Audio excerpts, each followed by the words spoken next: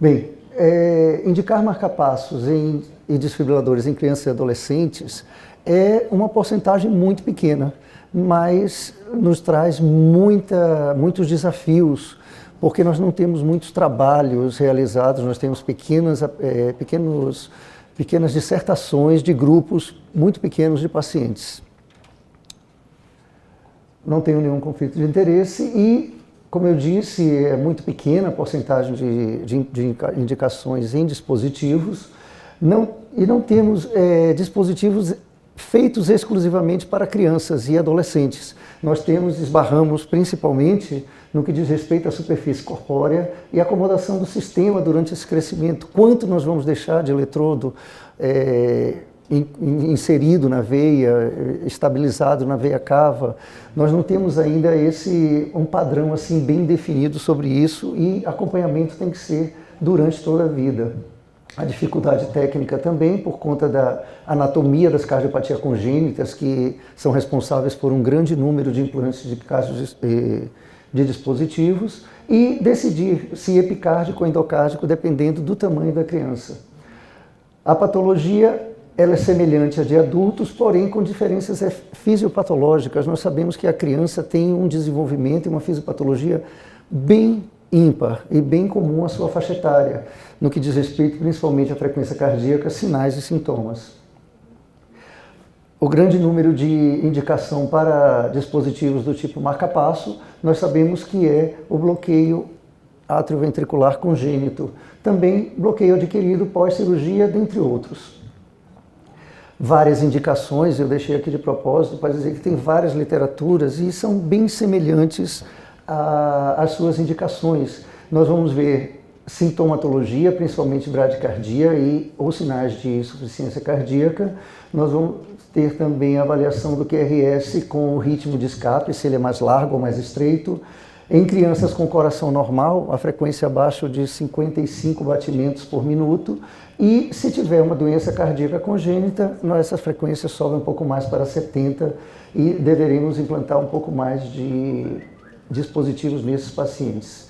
Crianças abaixo do primeiro ano que tenham intolerância ao exercício e essas frequências abaixo de 50 até o primeiro ano, nós também podemos considerar a indicação do marcapasso.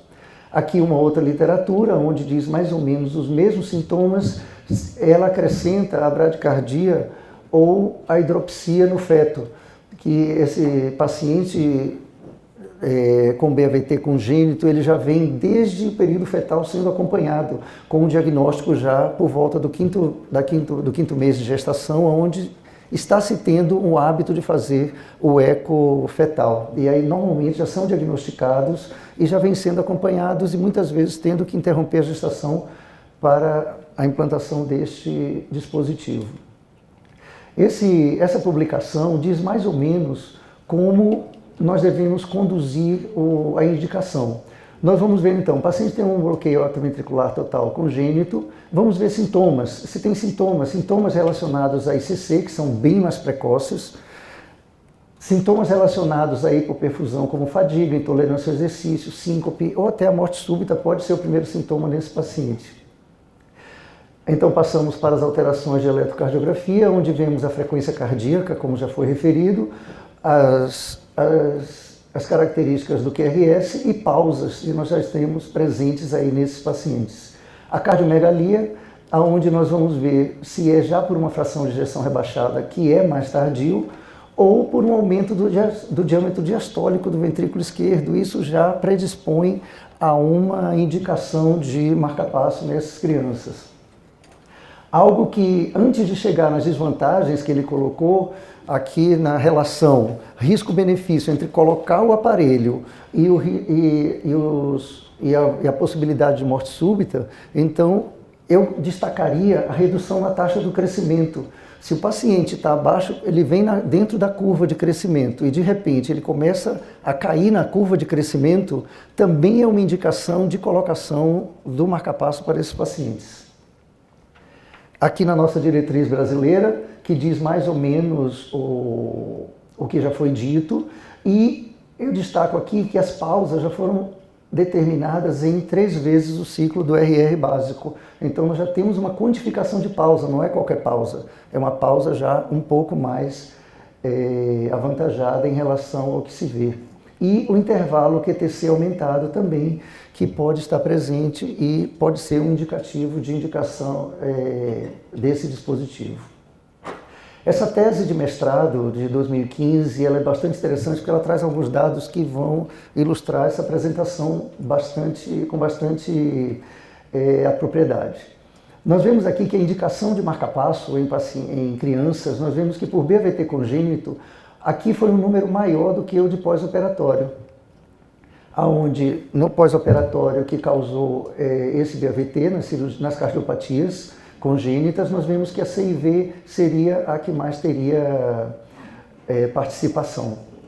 Quando nós vemos a idade de implantação por BAVT congênito e por pós-operatório, vemos que a idade por BAVT congênito é bem menor do que em pós-operatório. Isso porque as cirurgias vão ser feitas um pouco mais tarde e aqui nós já temos quadros de insuficiência cardíaca nesses pacientes. A associação de modo de estimulação nessas crianças, nós vemos que quanto maiores essas crianças forem, tende-se já a uma implantação de DDD em relação às mais novas que se opta por monocâmara. E associado a isso, a mesma definição quanto a endocárdico nas crianças com a idade um pouco maior e epicárdico em crianças mais jovens. Essa aqui é uma indicação de marca-passo que realmente, provavelmente, com o decorrer dos anos, não se tenha mais. O último paciente eu levantei que nós fizemos um implante desse tipo foi em 2006, que nós fizemos um paciente chagásico com 15 anos de idade que tinha cardiopatia chagásica e estava com síncopes e tivemos que implantar um CDI. E não tivemos mais nenhum caso desse tipo, pelo menos lá no hospital. Nós vemos que, com o passar dos anos, diminuiu a incidência de implante em pacientes chagásicos com menores de 18 anos. A principal indicação foi o bloqueio atrioventricular total, com QRS largo. E nessa análise, nós vemos que, ao longo dos anos, vai subindo a indicação para os demais tipos de patologias de implante de marca-passo. No Chagas, na população, ela se mantém mais ou menos estável na população geral, só que na população pediátrica ela cai ao ponto de praticamente zerar em 2011. Nas nossas diretrizes nós vemos que o Chagas ele tem uma indicação muito mais do cardiodesfibrilador, com fração de ejeção de 40%, sobrevida de 1 ano, com a indicação 2A. Então, para marca-passo, claro, se tivermos o BAVT congênito, mas nessa faixa etária já fica um pouco mais difícil, inclusive o desfibrilador. Aqui nós vemos que o implante de marca-passos ele é muito maior em crianças mais jovens, já recém-natos principalmente. E ao longo dos anos, a percentagem de diagnóstico de cardiomiopatia decorrente desse BAVT, ela vai diminuindo, a ponto de ter somente implante de marca-passo nessa população já acima dos 10 anos. Quanto aos desfibriladores implantáveis, nós vemos que temos muitas indicações, principalmente por doenças cardiopatias congênitas e com coração estruturalmente normal, que vão ser aquelas relacionadas a síndromes elétricas cardíacas. Várias posições podem ser colocadas, os eletrodos foram propostos aqui, isso em 2014.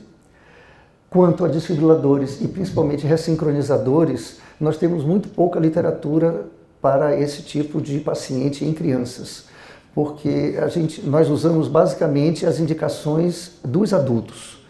Então, nas séries que nós temos, são séries muito pequenas e vê-se que essa ressincronização é feita muito mais em hospitais dedicados a tratamento de crianças, hospitais pediátricos.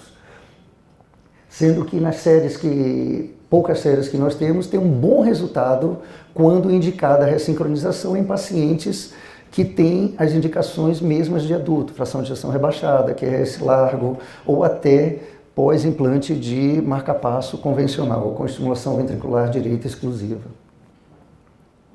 Na cardiomiopatia hipertrófica já foi bastante abordada, eu vou me reter menos, mas na profilaxia primária em pacientes menores de 8 anos, nós vamos ver a hipertrofia severa de ventrículo esquerdo, maior que 30 milímetros, ou também se utiliza o Z-score, que pode, se ele for acima de 6, esse Z-score ele vai indicar também, vai ser mais um fator prognóstico de risco para miocardiopatia hipertrófica. A síncope inexplicada, mais de 6 meses, ataque cardíaco ventricular não sustentado acima de 3 batimentos, história familiar de morte súbita. Se nós somarmos 2 ou mais fatores, nós indicaremos o CDI em crianças menores de 8 anos. Temos outros modificadores de risco potencial, que são a idade abaixo de 30 anos, onde entra a nossa população, inclusive de adolescentes, que pioram esse prognóstico, obstrução de via de saída de VSD, o grau de obstrução, síncopes também há mais de 5 anos, e fatores que aumentam mais ainda o risco, que seria o aneurisma de ventrículo esquerdo e uma fração de ejeção de ventrículo esquerdo rebaixada por conta da hipertrofia. Esses dados são os mesmos que se repetem na indicação de CDI em cardiomiopatia hipertrófica. Na displasia ritmogênica de ventrículo direito, nós temos também uma população razoável em crianças e o diagnóstico pelo sintoma, pela arritmia ventricular, normalmente nós encontramos em adolescentes.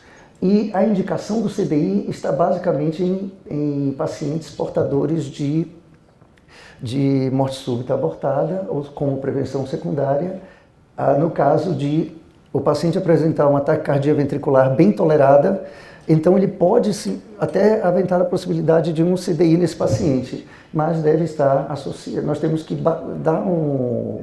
pesar risco-benefício do implante e das complicações tardias pela própria frequência, choques inapropriados e complicações do próprio CDI em relação a colocar num paciente que tem uma taquicardia bem tolerada. Aí o tratamento seria mais beta-bloqueadores aí no caso. Na síncope é algo que, na própria diretriz de arritmias cardíacas nossa, aqui brasileira, nós temos a síncope vasovagal como indicação somente síncopes recorrentes com idade acima de 40 anos. Nas crianças, nós não temos uma indicação formal para implante de marca-passo, mesmo naqueles que têm resposta cardioinibitória no teste de inclinação. Então, deve-se pesar muito a indicação de marca-passo para síncope, seja no paciente adulto e principalmente na criança. Na indicação de síncope, nós vemos a indicação por bloqueios atrioventriculares ou a indicação do CTI com TV documentada com doença cardíaca estrutural, como nós já falamos, ou então uma TV documentada em pacientes portadores de cardiomiopatia elétrica, e no caso as canalopatias. A síndrome do QT longo, nas suas diversas apresentações, nós temos um score de Schwartz que pode fazer o score de risco, onde nós vamos levar em consideração o QTC, a presença de arritmias e alterações eletrocardiográficas. Temos que ver também no teste egométrico a variação do QTC no 4º minuto, a história clínica relacionada à síncope e a história familiar também nesses pacientes. Dentro das diretrizes, nós vemos que elas estão indicadas em prevenção secundária e nas síncopes recorrentes, apesar da terapia otimizada com beta-bloqueadores. Então, opta-se por beta-bloqueadores e, se o paciente tendo síncope ainda, vamos indicar cardiodesfibriladores. Ele pode ser útil ainda se ele tiver síncope recorrente, apesar do uso de beta-bloqueador. Nas diretrizes internacionais seguem o mesmo critério. A síndrome de Brugada ela é rara em crianças, as séries publicadas são com muito poucos pacientes, nós não temos como ter detalhes mais criteriosos para indicação em crianças. Nós seguimos os critérios que nós temos nos adultos e o CTI ainda é a única opção terapêutica, isso para uma profilaxia secundária aqui no caso. Temos também como indicação classe 2A em pacientes que tenham síncope espontânea com característica síncope, síndrome de Brugada no eletrocardiograma tipo 1, com e a síncope com uma característica arrítmica. O diagnóstico é feito pelo eletrocardiograma, teste provocativo ou rastreamento familiar. Não vamos entrar em detalhes porque são os mesmos critérios utilizados para adultos. A TV catecolamинérgica é uma arritmia que nós vemos muito na população pediátrica, principalmente nos pacientes mais jovens, quando começam a fazer atividade física.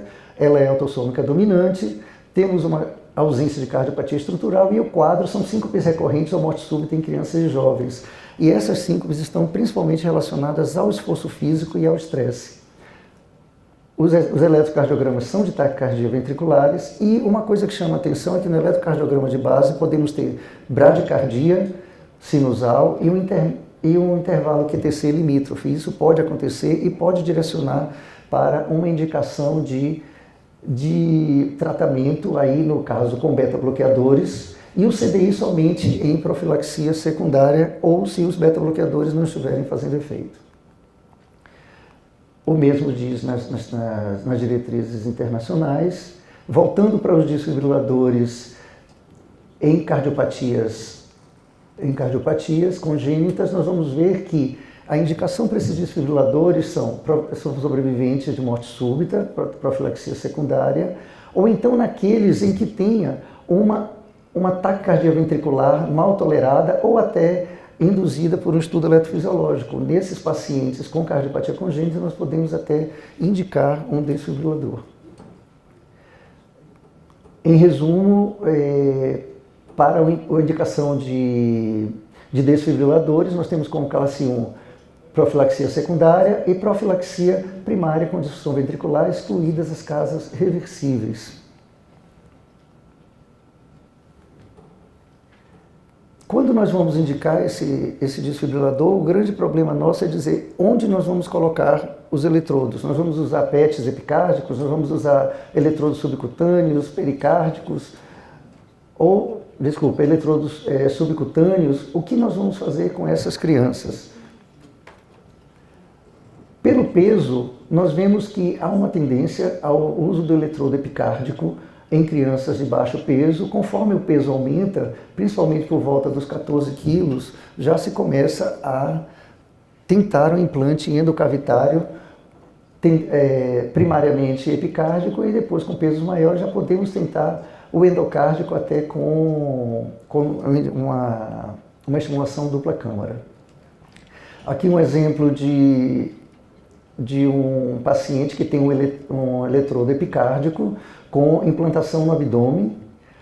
Essa publicação mais recente é onde nós vemos uma implantação epicárdica com o gerador retroperitoneal, onde não houve grandes complicações. Aqui o gerador em parede abdominal com implantação endocárdica. Aqui também já torácico, com implantação endocárdica, o eletrodo.